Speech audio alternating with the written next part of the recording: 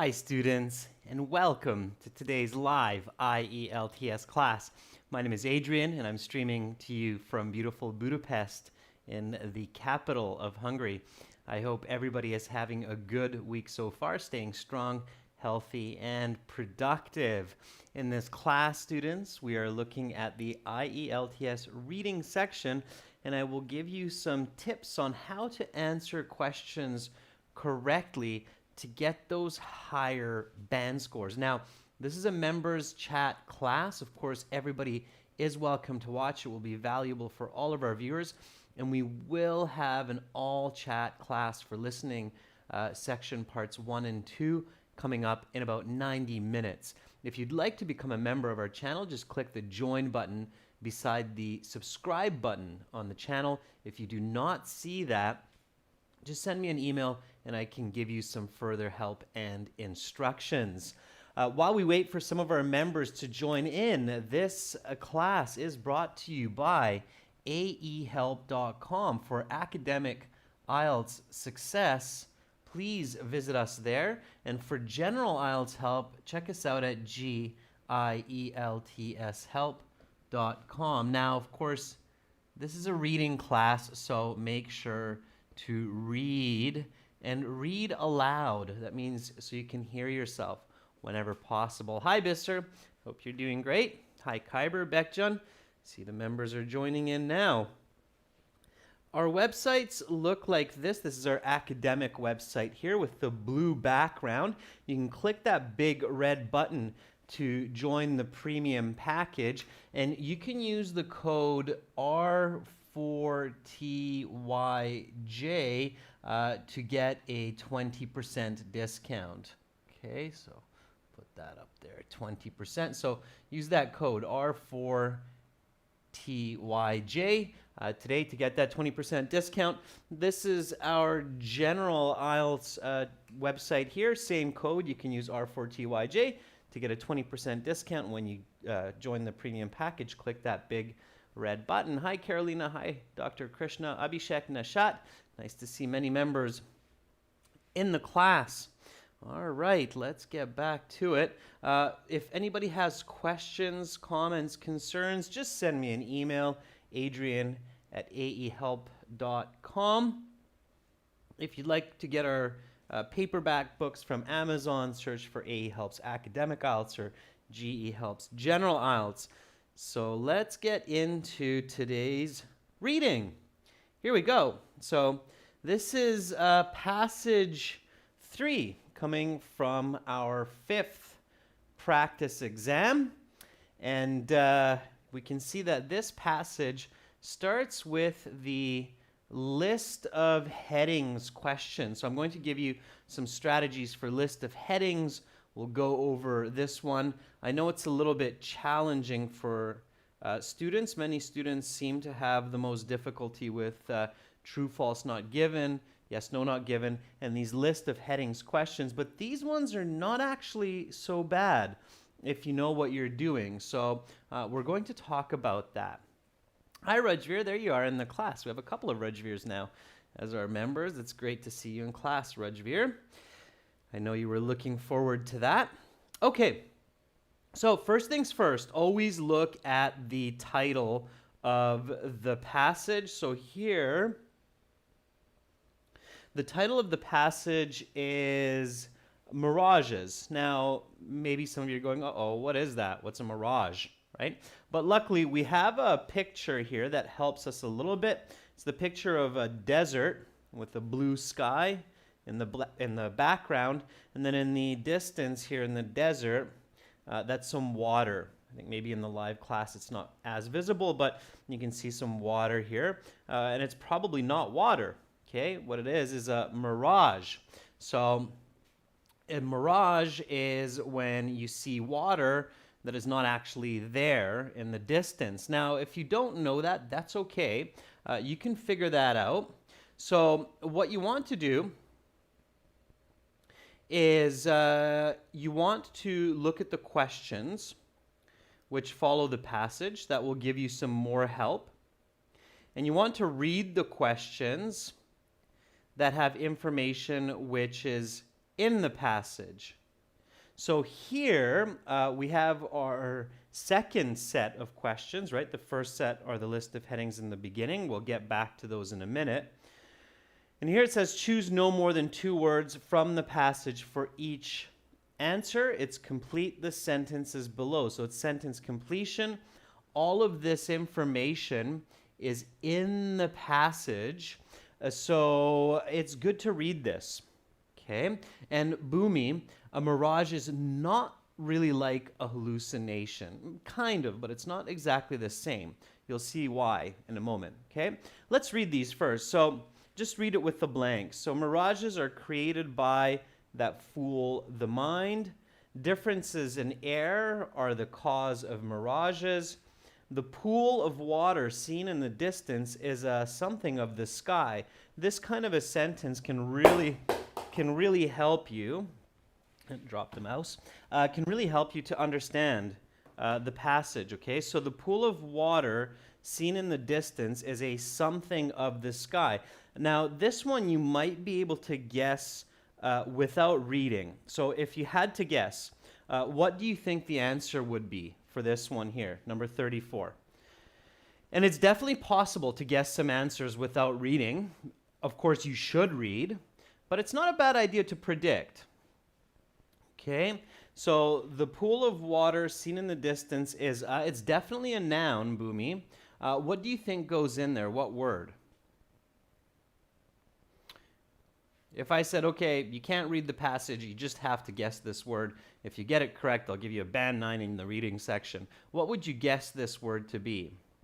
Okay, Kyber says reflecting. Rahul Preet says reflection or illusion. Abhishek says reflection. Yeah, reflection is the noun, and that would be my guess as well. So, reflection. Okay, that's a very good guess. It's an accurate guess. So, reflection, right? It's like a mirror.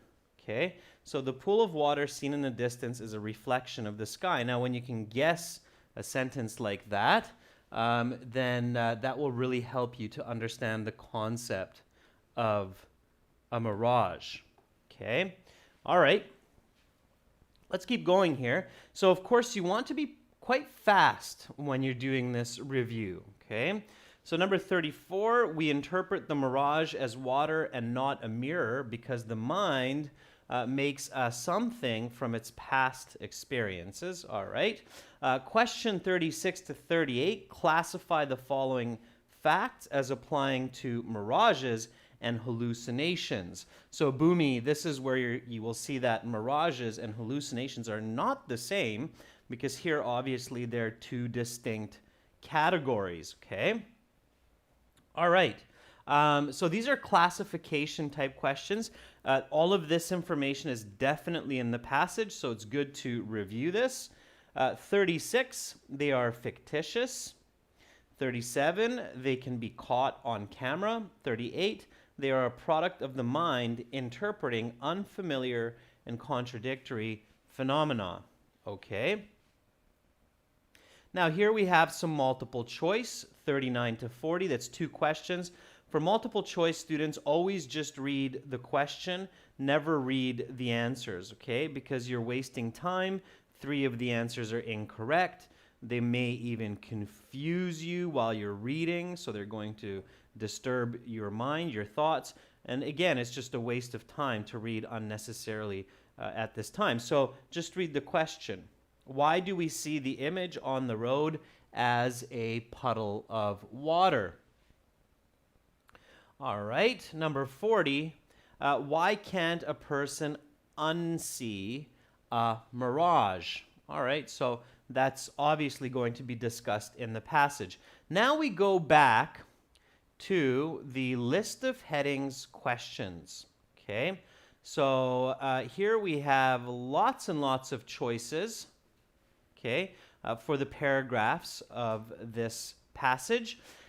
And list of headings is really the only question that you need to answer while you're reading. You should always read it before the passage, even if it has extra information.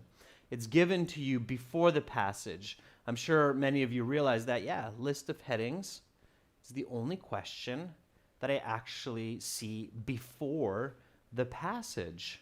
Okay, there are a couple reasons for that. So I'll give you a couple notes here and some strategies to help you figure out these questions. Okay.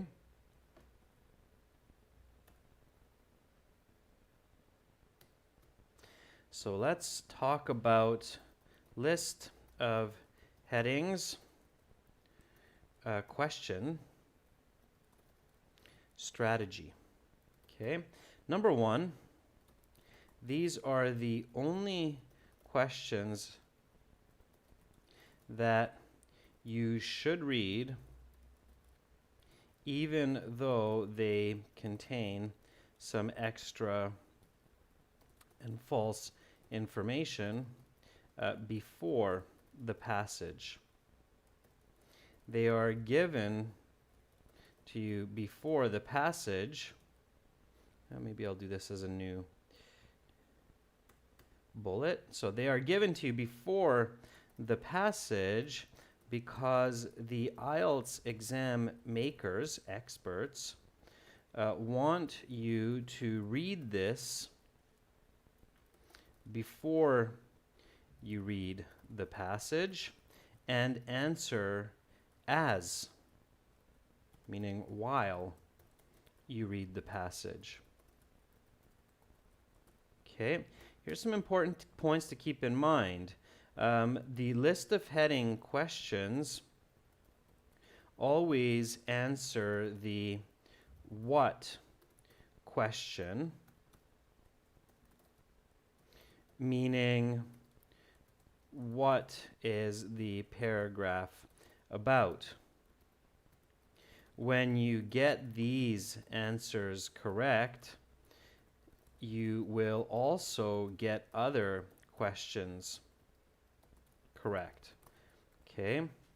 They help you with other questions. So it's really important that you do a good job on list of headings because they will help you to answer other questions correctly and quickly. Okay? So list of headings are really, really important. All right? Okay. So let's keep going here with list of heading questions. The first step is read each heading and paraphrase it as best as you can at home before the exam, on paper, and during the exam in your mind. You don't really have enough time unless you're really quick at it. I don't recommend doing paper-based paraphrasing for this. Just in your mind is enough. But for practice right now and at home, you should always paraphrase it as much as possible on paper. So windows, mirrors, and hallucinations. What's another way to say those? Okay, so windows, mirrors, and hallucinations. Whatever comes to mind. So looking glass, reflector, and visions. Okay. Now, of course, vocabulary will help you. So the more vocabulary that you learn, the better. If you don't know other synonyms or other ways to say this, at home, use a thesaurus. Okay. A thesaurus should be your best friend when you are studying for the IELTS exam. Did everybody catch that? That's kind of one of those points where I really want you to give me a thumbs up and say, yeah, okay, I got that. So basically, every time you start to study for the IELTS exam, you should have a thesaurus open on your phone, open on your laptop, a physical paperback thesaurus, a little pocket-sized thesaurus, but you should always have a thesaurus a very tiny little stone throw away, okay? So always have a thesaurus at the ready when you're studying English and when you're studying for the IELTS exam. Don't be like, oh yeah, wait a second, I should have had a thesaurus today with me. So thumbs up, good Pooja. Okay, thesaurus, guys. Thesaurus is your best friend. Will really help you to improve your language communication and scores, okay? So thesaurus, who's my best friend? My best friend is a dinosaur called a thesaurus.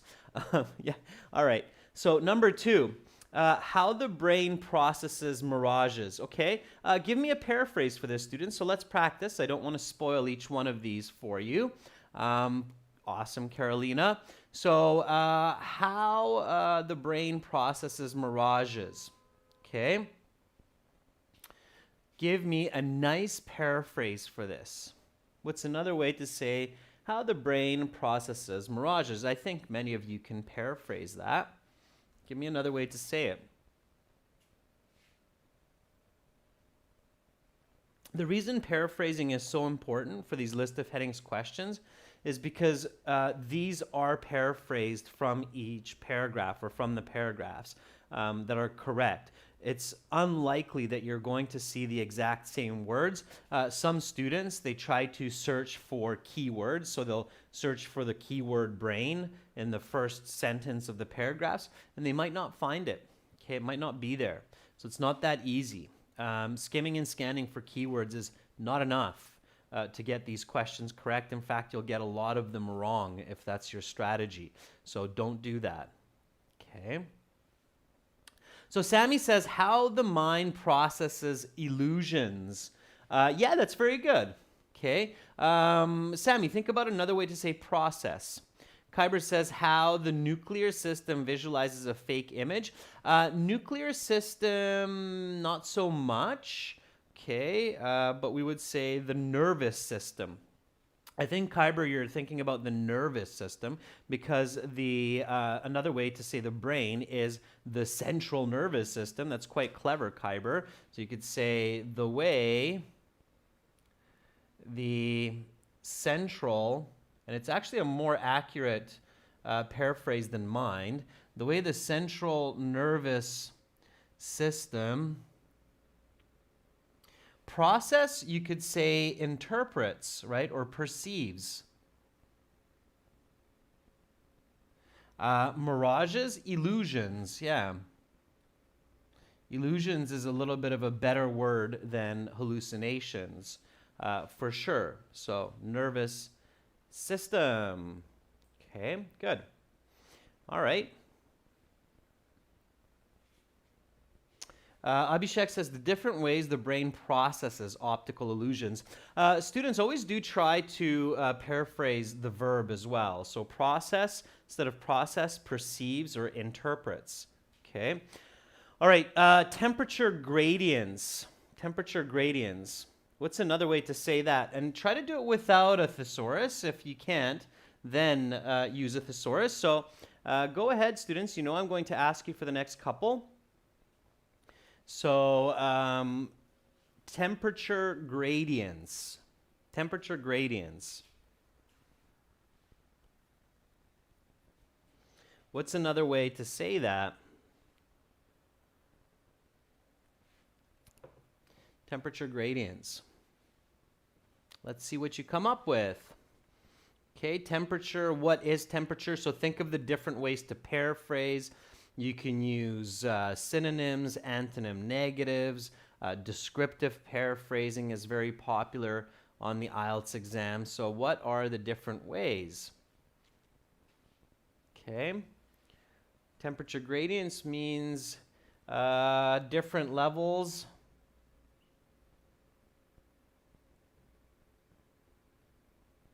of heat. Okay, temperature is, in essence, heat. It's how hot or cold something is. Okay. Pooja says changes or variations in climate. That works as well, Pooja. So lots of ways to do it, right? Changes in climate. Yeah, that's quite accurate, Pooja. Absolutely, for temperature gradients. I agree with you, okay? So take your time at home doing this, do it accurately, and if you can paraphrase in multiple ways, that's great. So filmable, but ultimately up to the mind, can be captured on video, but in the end, it's up to our thinking. A common experience of a mirage, a shared occurrence of an illusion, the need for water, the necessity for H2O, the cause of mirages, the source of these illusions, true hallucinations, real optical misconceptions. An adventurer sees something, a traveler perceives an event, the difference between two phenomenon, the contrast between two inexplicable occurrences, the fallible human mind, the way that human thinking can be tricked, or people's thinking can be tricked. So ideally, once you are at the IELTS exam, you can paraphrase, even if not as fast as I just did, but let's say like at half that speed, okay? And maybe not as many synonyms or as much description, but let's say 70%, and you're fine, you're golden, okay? So you're good to go, all right?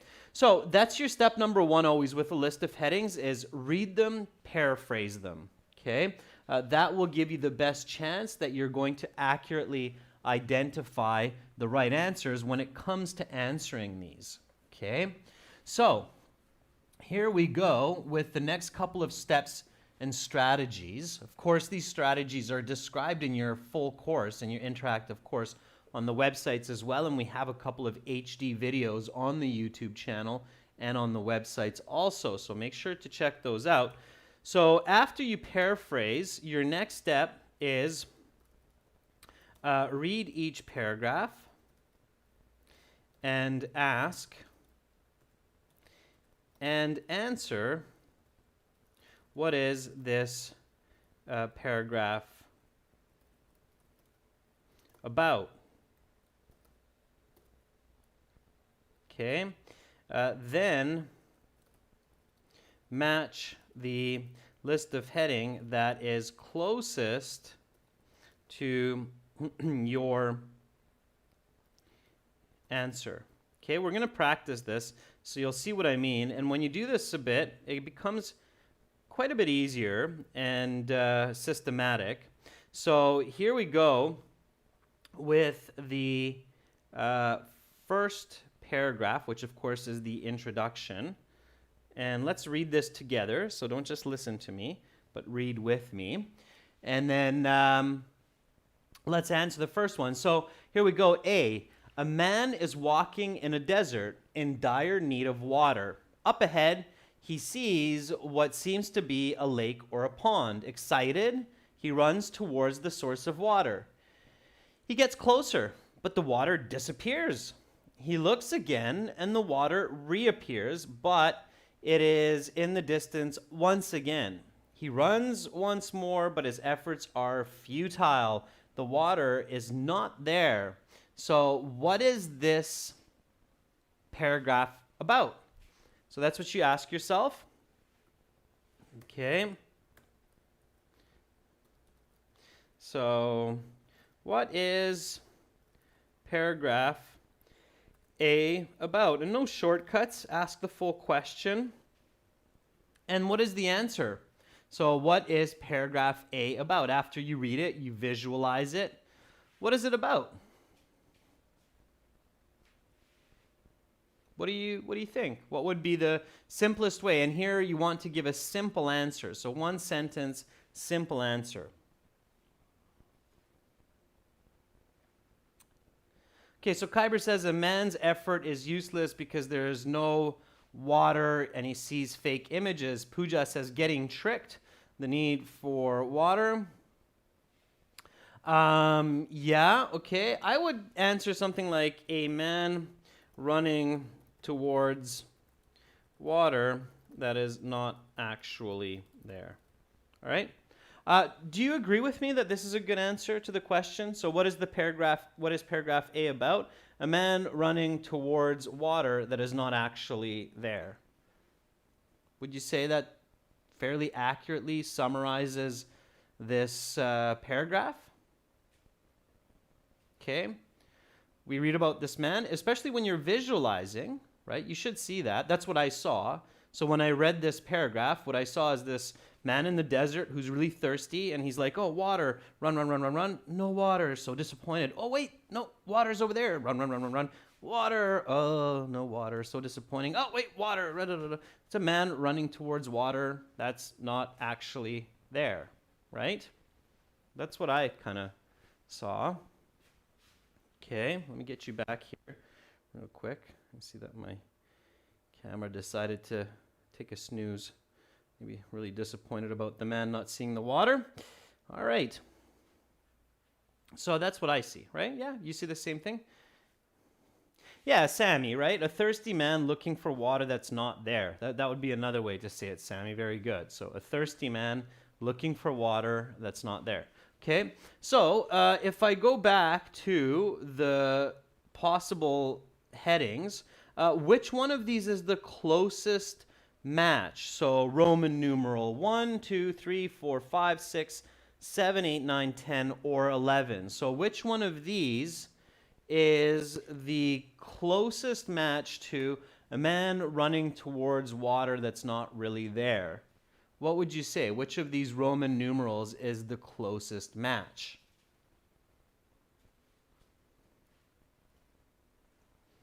Let's see if you come up with the same answer that I came up with.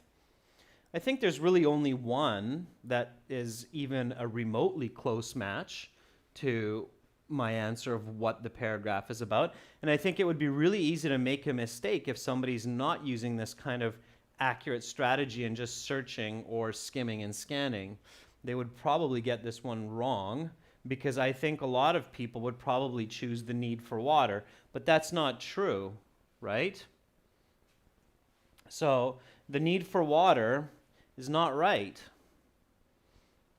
And I'll show you in another way. And unfortunately, Bisser, Khyber, Abhishek, Pooja, you get that wrong. Okay? It's not the need for water. Here's another way to ask it. So Carolina says it's an adventurer that sees something, number 9. And Carolina, you're correct. Number 9 is the right answer. Here's another way that you can get this concept a little bit better so you don't make that mistake, because I saw a couple of you make that mistake. Ask yourself, okay, so here's a very good trick for you, and it's kind of a new one, I think, for many of you as well, is to make absolutely sure that you are choosing the right answer. You can also ask yourself, what is the subject of the paragraph? Okay, so let's do an example for this one. So what is the subject of paragraph A? And what's the answer? And this should just be one word, or 2 words if you really want, but no more than 2 words here. So what is the subject of paragraph A? Because the subject is always the what, right? So if you're thinking of the basic English sentence, subject, verb, object, subject is the what the statement is about, or who the statement is about in this case, right? So in this way, you can make sure that you're not being fooled by another answer with the wrong subject. So in this case, what is the subject of paragraph A? Okay, and this is how you can be like, okay, I know I have the right answer and I'm not being tricked. Okay, what's the subject of that first? And when you're thinking about the subject, all you need to think about, so the question that you're answering is what or who is the paragraph about, because it's always a noun.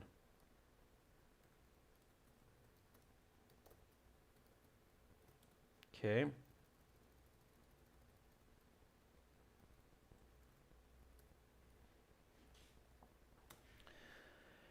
Yeah, very good, Abhishek. It's about the adventurer, right? The man. It's not about the need for water. So the paragraph doesn't start with the need for water is an essential requirement for survival for all human beings. Then the subject would be the need for water. But it's not. Bhumi, very good. So Bhumi says it's about a man, right? Yeah, that's the subject. Bhumi, very good. Very good, Abhishek. So the subject is the adventure. The adventure, or the man, right? So when we go back here, now we can see that the need for water is not the subject, so that can't be the correct answer because it's not what the paragraph is about. The paragraph is about the adventurer who needs water. Okay? Does that make sense? Bister's like, oh yeah, that makes a lot of sense. Okay, yeah, it's great. Okay, so subject is what the paragraph is about. Let's go to the next one. Okay, a little bit more practice and you'll get the hang of it. All right, here we go. So let's go with the next one. Read with me. The man is not going mad. In fact, there is nothing wrong with him or his vision at all. What he has seen is called a mirage. Mirages are optical illusions caused by atmospheric conditions which play tricks on the brain's visual system. Importantly, they are not hallucinations. Hallucinations are fabrications, while mirages are a result of phenomenon in the real world. Another way to look at the difference between hallucinations and mirages is that mirages will be seen by any observer. Hallucinations, conversely, exist only in the mind of the person hallucinating. Okay? So again, let's ask, what is this paragraph about? Okay, so let's do this a little bit now. And at home, you should write this down. Of course, in the real IELTS exam, you're not going to have enough time to write all this down. So you need to just do it mentally, spinning these questions and answers in your head. So what is paragraph B about?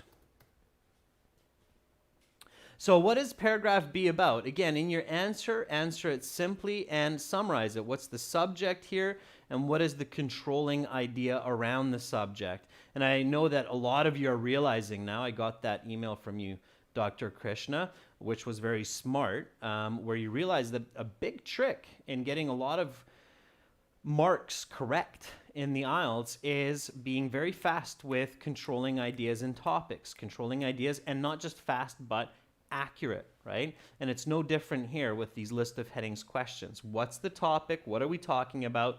What is the controlling idea around it? When you can figure those out accurately, you'll find the right answer every single time. I guarantee it. Okay? So what is paragraph B about? What did we just read? Okay, what was the topic and what was the idea around it? Should be fast. And for those of you who are finding this a little bit quick or difficult, it's exam 5, passage 3 in your books, so you can review it later, okay?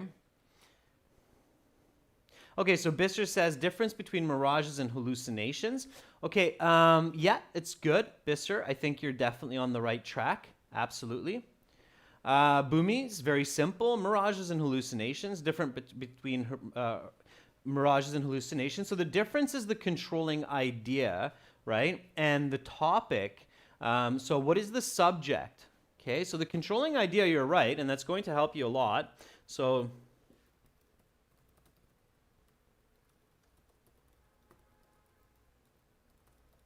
sure. What's the topic? What are we actually talking about here?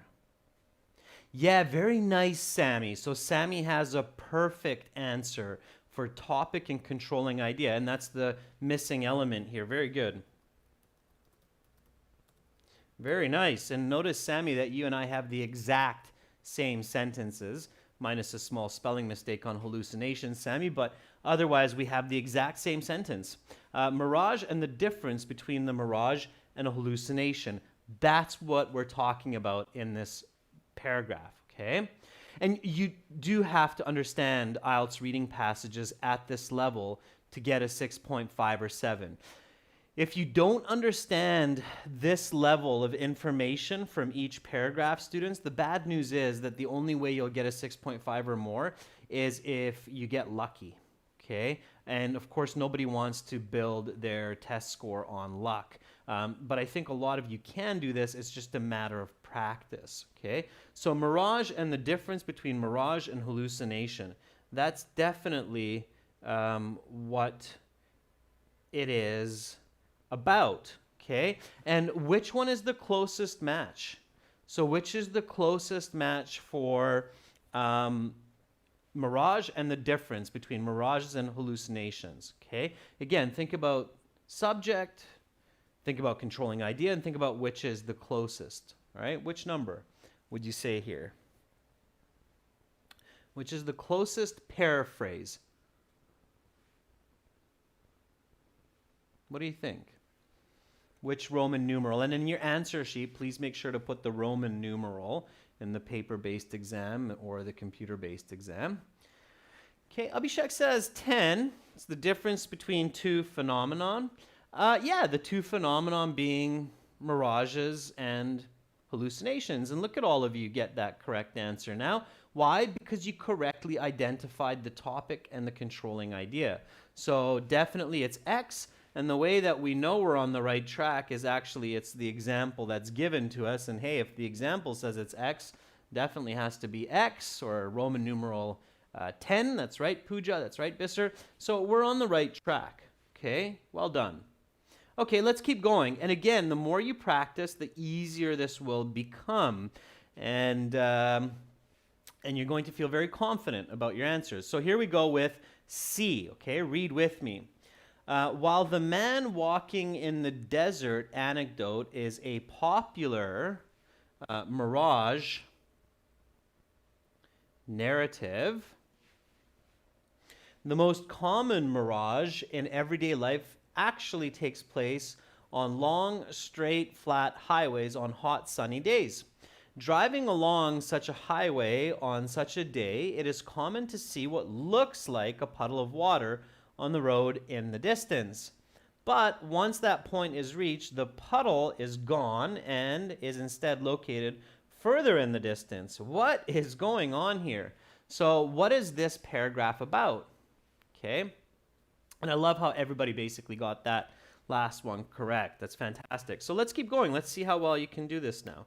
So what is paragraph C about? Answer.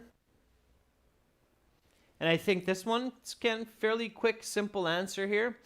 Usually the topic is introduced in the topic sentence, especially for body paragraphs. So keep that in mind. That can really help you figure these out fast. Okay.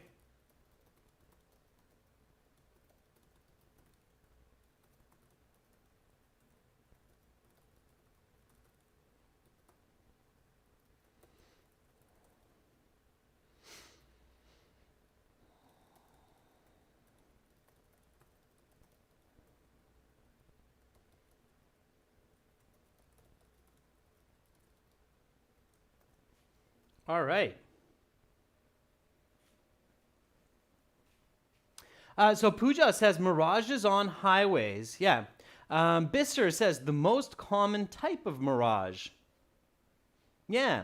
Kyber says the common mirages on hot days. Yeah, those are good answers. Okay.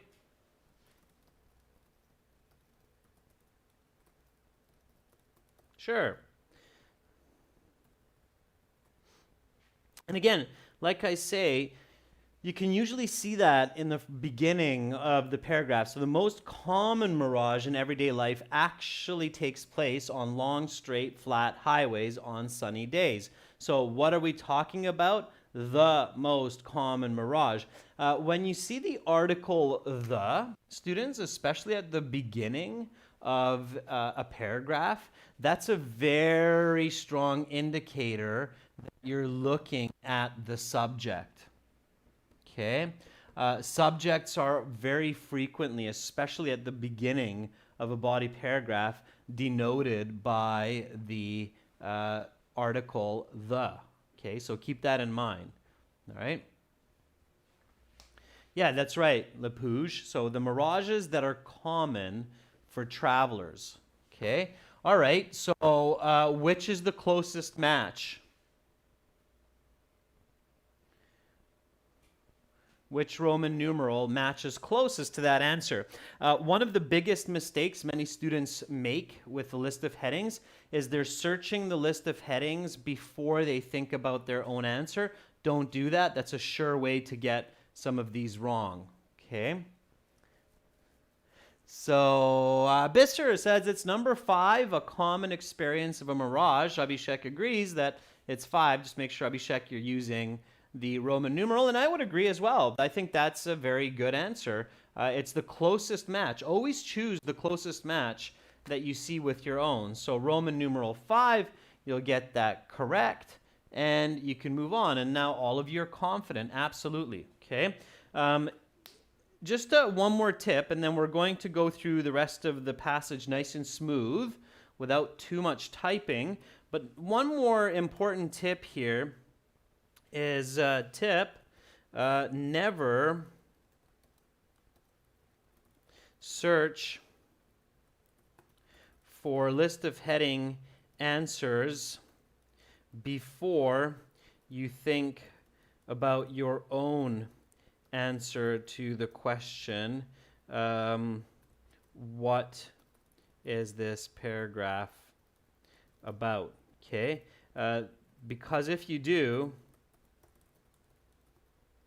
you will surely get more answers wrong. Okay, and unfortunately, that's what a lot of students do, and they learn these bad strategies from different places where people say, oh, just look for a keyword and then skim and scan the first sentences of the paragraphs for those keywords. I guarantee you'll make some mistakes. I guarantee you'll get some of these wrong if you do that. Okay, so don't do that.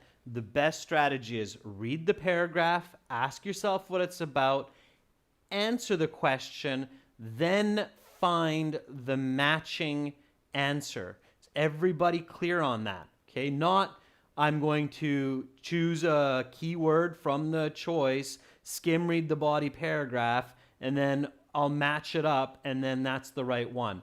That's your sure way to get more of them wrong. Okay, is everybody clear on these very important differences in these two strategies? One strategy people learn is wrong, where they're looking and skimming for keywords.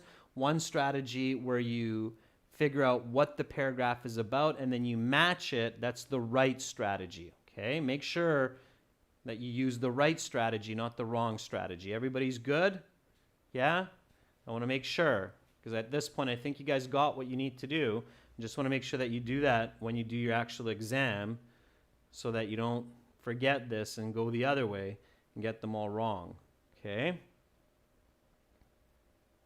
All right. Christian says, crystal clear. Very good. Okay, very, very good.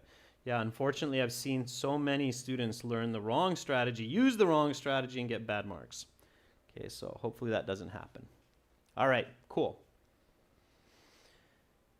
All right, Bisser, super happy about that. Yeah, super happy about that. All right, so let's keep going. So we're going to read these, and we're going to verbally do the questions now so we can move through a couple more paragraphs. So here we go. The cause of mirages, so read with me. The cause of mirages is the difference in heat between the ground and the air. Tarmac, the surface material of highways, can get very hot in the summer and release heat, raising the temperature of the air immediately above the tarmac. The air higher up is much cooler, so there's a sharp temperature gradient or rate of change in the air above the highway. It is known from physics that light is refracted or bent differently through air at different temperatures. The sharp temperature gradient in the air immediately above the highway causes the light rays to bend upwards towards the cooler, denser air. Because the human visual system interprets all light rays as being straight, which in general is true, we interpret these bent rays as originating from the ground. What is seen on the road in the distance is simply a reflection of the sky on the ground, which from afar looks precisely like a puddle of water in the middle of the road. What is this paragraph about?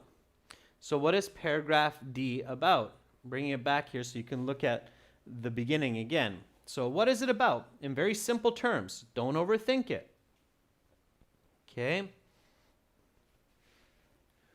What is this paragraph about? Kyber says it's the cause of mirages and how it happens. Abhishek says cause of mirages. I agree. Yeah. Remember what I said? Article the cause of mirages is. That really is a very clear subject heading. Okay. Yeah, Boomy. The reasons for generating mirages. Yeah, very good. Okay. So let's match it. Which one of these is the closest match for the reasons for mirages or the cause of mirages? It's not changes in temperature, Rajveer, because that's the explanation. Okay, so Rajveer, be really careful that you're identifying the what and not the why question. Okay. The why is because there's changes in temperature, but what we're talking about is the cause of mirages. So the correct answer here is Roman numeral 7. Okay? Again, this is a one where it would be easy for someone to accidentally choose number 3, and if somebody chose number 3, that would be wrong. Okay? It's not number 3. It's the cause of mirages. That's what it's about. Remember, it tells you that. Okay?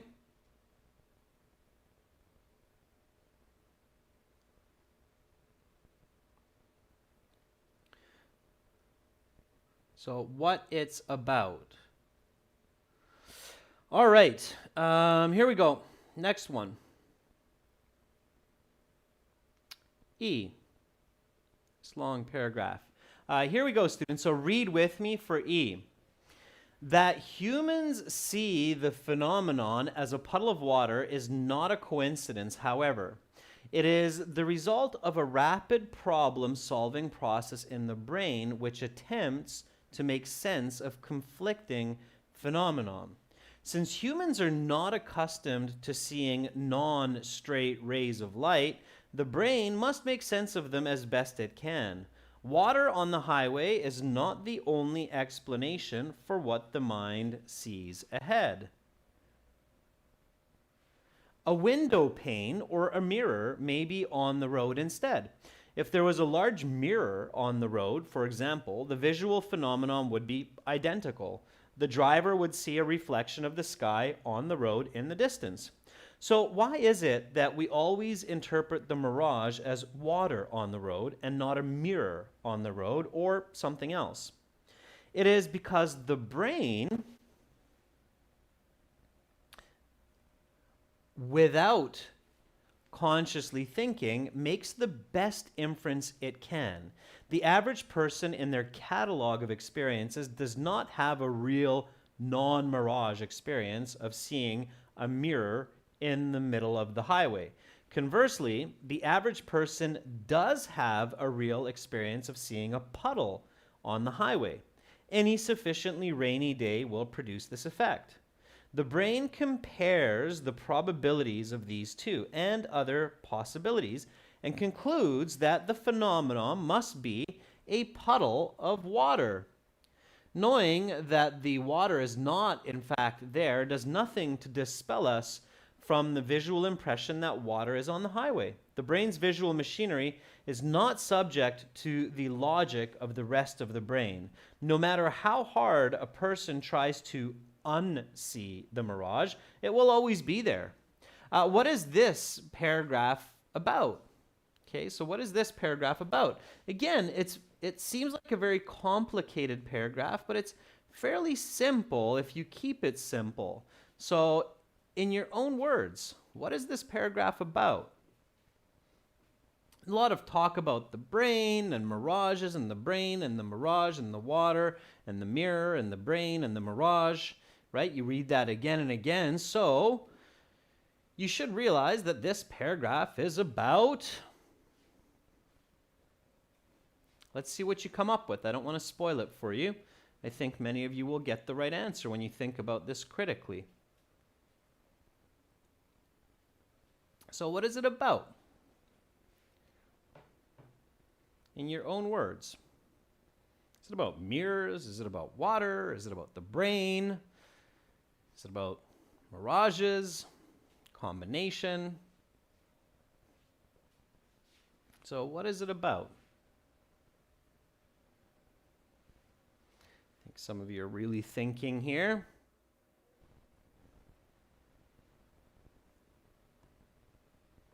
And it is in the first two sentences. So again, the topic is, it's a little bit more hidden, but it's definitely observable in the first two sentences here. So when you read these first two sentences, I'm hoping that there's not a major lag in the chat. That's possible as well.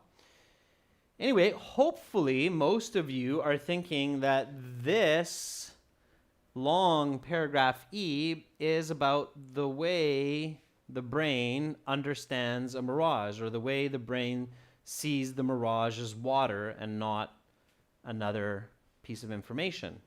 Okay? Yeah, Pooja, very good. So Pooja says it's the brain making its inference. Okay? Jainil, very nice. So Jainil says it's about how the brain functions when it sees a mirage. Yeah, Pooja, visual interpretation of the brain. It's another really nice summary of that. That's definitely what it's about. And which is the closest match? So which one of these matches the closest to this one? All right. So there's definitely one there that is very, very close. Okay. What would you choose? Which number?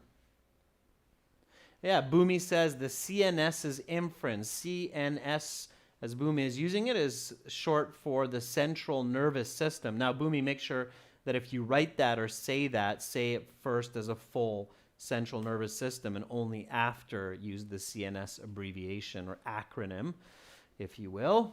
Okay, so which one of these is the closest match? Very good, Abhishek. Number 2, how the brain processes mirages, right? Now that we're doing it together, it seems easy, but again, remember students, this takes a lot of practice, okay? A lot of practice. And I'm sure that a lot of you are now thinking 2 as well. Yeah, I'm not surprised that a lot of you are thinking 2. 2 is the closest. Pooja, don't change, okay, the answer from what's closest to what you said. Definitely 2 is the closest to what you said. So choose the right one, okay? All right, F. Let's read this. It's a short paragraph. Let's finish the passage. So interestingly, mirages can actually be captured on film because the refracted light rays really are forming an image on the road. What the false image is mistaken for, however, is entirely up to the interpretation of the human mind. So what is this last short little paragraph about? Again, you can kind of get it. This is the conclusion, obviously. You can get it from the first sentence. So interestingly, mirages can actually be captured on film because the refracted light rays really are forming an image on the road. What the false image is mistaken for, however, is entirely up to the interpretation of the human mind. Because what you're actually seeing, students, are just bent rays of light, nothing more. Okay, it's not water, it's not mirror, it's bent light rays, right? But we can't really see bent light rays, okay? All right, so what is this about? Again, don't search for it, answer it. Kyber says it can be captured on camera. Yeah, so it can be captured on camera and interpreted in different ways. That's what I would say. So it can be captured on camera and interpreted in different ways. So which one is the closest match? So I would say it can be captured on camera but interpreted in different ways. That's what the conclusion is about. So which one is the closest from the choices? And Jainil, don't try to jump the gun, especially because that's paragraph A, not the conclusion, okay? Boomy, it's not just about the false image. So the conclusion starts with it can be captured on camera. Okay, don't confuse yourself. Stay simple. Okay, stay simple, Boomy. The paragraph starts with mirages can be filmed. Okay, so stay with that. They can be filmed. They can be captured on camera. And then it says, but at the end, it's up to the mind as to what it sees. Water, mirror, something else. So interpretation of the human mind. Which one is the closest match? Again, it should be fairly easy.